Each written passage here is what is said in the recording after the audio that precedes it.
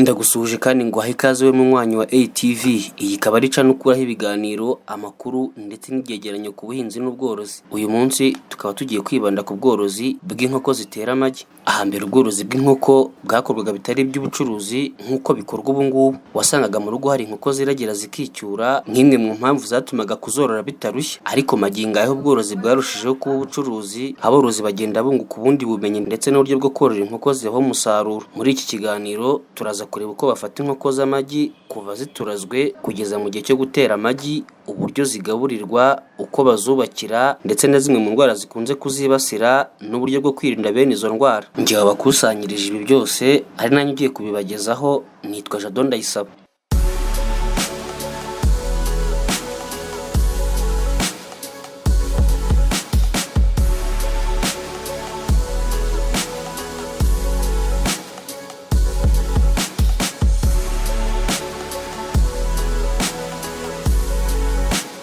Muri rusange ubworozi bw'inkoko zaba iz'amagi cyangwa iz'inyama ntibusaba ahantu hanini ho kororera. Ibi bikaba bikemura ikibazo cy'ubutaka butoya. Mu by'ukuri ubworozi bw'inkoko zaba iz'amagi cyangwa iz'inyama bukwiranye n'igihe tugezemo cyo kubyaza umusaruro mwinshi ubutaka butoya dufite. Kuva ku munsi umwe kugeza ku byumweru 4 imishwi y'inkoko igomba gushyirwa ahantu hashyushye. Kugira ngo ushyushye imishwi ushobora gukoresha imbabura cyangwa se amatara y'amashanyarazi. Ubushyuhe bugomba kuba buringaniye, atari bwinshi cyane ariko nanone atari buke. Ibi imishwi ubwayo irabikwereka. Iyo hakonje cyane imishwi yegera imbabura, haba harimo ubushyuhe bwinshi imishwi igahunga imbabura. Iyo harimo umuyaga mwinshi imishwi yegera uruhande rumwe, naho haba hari ubushyuhe buringaniye imishwi ikamera neza ndetse ikisanzura. Ku nkoko zitera amagi kuva ku cyumweru cya 20 kugeza inkoko ishaje zirya ibiryo byagera inkoko z'amagi aribyo bita Aliment Superiponde. Mbere y'ibyumweru 2 ngo zitangire gutera, umworozi agomba gushyira mu nzu y'inkoko udusanduku zizateramo kugira ngo zizatangire gutera zaratumenyereye. Iyi nkoko zatangiye gutera, umworozi agomba kunyura mu nzu yazo nibura inshuro 3 ku munsi kugira ngo akuremo amagi yatewe. Inkoko imwe yatangiye gutera ishobora gutera kugeza ku magi 320 ku mwaka, kandi ishobora no gutera mu gihe kirenga umwaka.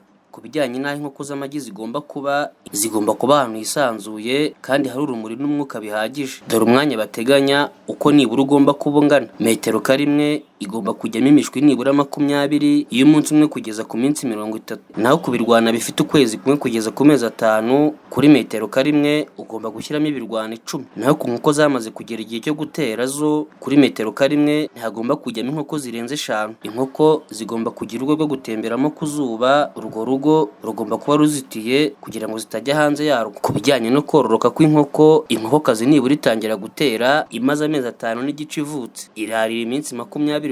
Inkokokazi ishobora gutera idafite isake ariko igatera amagi bita amahuri. Isake imwe irahagije ku nkokokazi 10 kugira ngo zitere amagi atari amahuri. Aho bongeraho ko inkokokazi imaze umwaka itera iba igomba kuvanwa mu bworozi. Ku bijyanye no kugaburira inkoko zitera amagi kugira ngo zikure neza kandi zitanga amagi menshi, zigomba nazo kugaburirwa neza. Ku bashoboye kubona imvange, dore uko bagomba kuyitanga kuri buri nkoko kandi ku munsi. Mu cyumweru cya mbere inkoko ivutse iba igomba kurya amagarama 15 ku munsi, naho mu cyumweru cya 8 inkoko ivutse irya amagarama 50. Ku cyumweru cya 20 inkoko ivutse utangira kuyiha amagarama 100 ku munsi, naho ku cyumweru cya 22 inkoko iba igomba kurya amagarama 120 ku munsi, mu gihe inkoko iterayo igomba kurya nibura amagarama 130 ku munsi. Ku bijyanye n'umusaruro cyangwa ingano y'amagi inkoko yatera, inkoko yo mu bwoko bwa Rhode Island Red ishobora gutera amagi 220 ku mwaka mu gihe yafashwe neza. Ni ukuvuga umusaruro w'amagi ku gipimo cya 60%. Naho inkoko yo mu bwoko bwa Delikoyo iyo yafashwe neza ishobora gutera amagi 250 ku mwaka, ni ukuvuga umusaruro wa 69% ku mwaka. Hari n'ubundi bwoko bushobora gutera amagi 300 ku mwaka, harimo ubwoko bw'inkoko zitera amagi buzwi ku izina rya Warren. Ni mu gihe inkoko zisanzwe za kinyarwanda zo zishobora gutera amagi ari hagati ya 60 na 90 ku mwaka. Gusa ariko nanone mu nkoko za kinyarwanda hagenda habamo zimwe nziza kurusha izindi. Icyo umuntu yatsindagira ku nkoko zitera amagi kugira ngo ugere ku musaruro ushimishije, nawe bigusaba gutangira kuzitaho hakiri kare, ku buryo imishwi yazo igomba gushyirwa ahantu hashyushye. Aha bakavuga ko wahashyushye ukoresheje imbabura cyangwa amashanyarazi. Bakavuga ko ubushyuhe inkoko z'inyama zikenera ari nabwo n'inkoko z'amagi zikenera. Ku birwana by'inkoko z'amagi ni ukuvuga kuva ku cyumweru cya 9 kugeza ku cyumweru cya 20 zivutse. Bavuga ko ari muri iki gihe izi nkoko zaba zigomba gukurikiranwa cyane, bakaziha inkingo zose zabugenewe, isuku ikitabwaho, ndetse kandi ibiryo n'amazi nabyo bikaba bihagije. Inkoko zitera amagi zitangira gutera kuva ku cyumweru cya 20 zikageza ku cyumweru cya 80, ari naho zibarwa nk'izishaje. Nk'uko nabivuze haruguru, mbereho y'ibyumweru 2 kugira ngo zitere, umworozi aba agomba gushyiramo udusanduku zikaba zitumenyera, hanyuma zatangira gutera akaba ariho zijya zitera. Ikindi kandi n'ubundi iyo zatangiye gutera, umworozi aba agomba kunyuramo mu gitondo saa 3, saa 4 ndetse na saa 8, yewe no ku mugoroba mu masaa 11 kugira ngo akuremo amagi nk'uko zateye. Gukuramo amagi inshuro nyinshi bituma inkoko zitayamena. Inkoko z'amagi kimwe n'andi matungo nazo zikunze kwibasirwa n'indwara. Nk'uko bigaragara mu nyandiko zitandukanye, zimwe mu ndwara zikunze kwibasira inkoko mu Rwanda ni uburoro ndetse n'indwara ya gumboro. Izi ngo ni indwara zifata inkoko kandi zishobora guhitanamo nyinshi igihe umworozi atabaye maso ngo azirinde mu bworozi bwe bw'inkoko. Abahanga mu birebana n'ubworozi bw'inkoko bavuga ko gumboro ari indwara iterwa na virusi kandi ikaba ifata inkoko mu gihe gito igahitana nyinshi ku kigero cya 30% cyazo. Indwara y'uburoro yo ishobora kwandurira mu igi ndetse n'umushwi ukaba wapfiramo cyangwa ukayivukana. Imishwi ivukanye indwara y'uburoro ntago itinda gupfa, ndetse yewe n'inkoko zikuze zirayirwara. Indwara y'umusinziro yo irangwa no guhitwa ibisa n'umweru ku nkoko irwaye. Izi nkoko kandi usanga zigunze, zisinzira kandi ntizibashe no kurya. Iyi ndwara nayo yica inkoko cyane. Kuvura umusinziro ni ugukoresha imiti yabugenewe nk'iyo mu bwoko bwa sulfamide. Bashobora gutanga garama 2 za sulfametazine muri litiro y'amazi. Ibyo bigakorwa mu gihe cy'iminsi 3 yikurikiranye. Bashobora gutanga kandi streptomycine, tifomycine, oreomycine ndetse na penicilline mu mazi cyangwa bakazitera mu nshinge. Uburyo nyabwo bwo kwirinda umusinziro ni isuku ihagije no kutareka ngo ubworozi buvogerwe n'ubonetse wese. Ikindi kandi umusinziro ni indwara ikingirwa. Naho indwara yitwa gumboro ikunze gufata inkoko zitararenza ibyumweru 8. Izari simusiga ugasanga inkoko zirapfa ari nyinshi, hagapfa kuva kuri 20 kugeza kuri 30% yazo.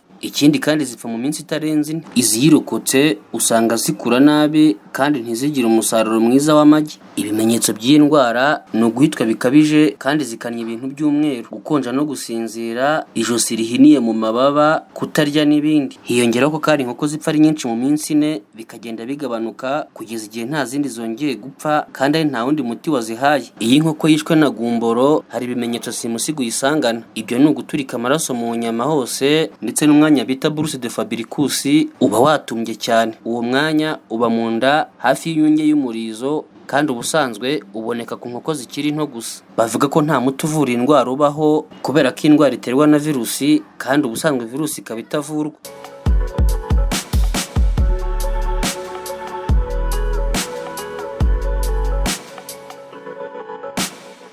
Ubworozi bw'inkoko zitera amagi bwageza umworozi ku bukire mu gihe gito, mu gihe yaba zoreye abishyizeho umutima mbese akazitaho uko bikwiye. Hari benshi boreye inkoko zitera amagi batangiriye ku gishoro cyo hasi cyane, ariko ubu bakaba baramaze kugera ku rwego rushimishije. Leonard Maniragaba mu karere ka Gakenke yabwiye Kigali Today muri 2018 ko yatangiye korora inkoko zitera amagi mu mwaka wa 2010. Uyu ngo yatangiriye ku 60,000 by'amafaranga y'u Rwanda yagurijwe na gahunda y'ubudehe, ariko icyo gihe yarageze ku rwego rwo kwinjiza 300 ku kwezi. Icyo gihe avuga ko yaramaze kugera ku nkoko 10,000, nyamara ngo yari yaratangiriye ku nkoko 30 zonyine. Uyu Leonard mbere yo gutangira umushinga wo korora inkoko zitera amagi ngo yakoraga ubunyonzi ku igare ngo yabaga yatiye umuturanyi, aho yacyuraga amafaranga 500 ku munsi. Ubwo nibura twavuga ko mu gihe cy'ukwezi kose yakoreraga 15,000, nyamara nyuma yo korora inkoko 15,000 yabyinjizaga bikubye inshuro 20. Naho Rubagumya Omar wo mu karere ka Ruhango we yabwiye Kigali Today muri 2013 ko yaretse akazi k'ubuganga mu bitaro bya Gatagara akayoboka ubworozi bw'inkoko zitera amagi. Icyo gihe akaba yarinjizaga 600 ku kwezi kubera korora inkoko zitera amagi. Cumbikiye iki kiganiro ku bworozi bw'inkoko zitera amagi, ariko ndizera ko usigaranye ishusho wakurikira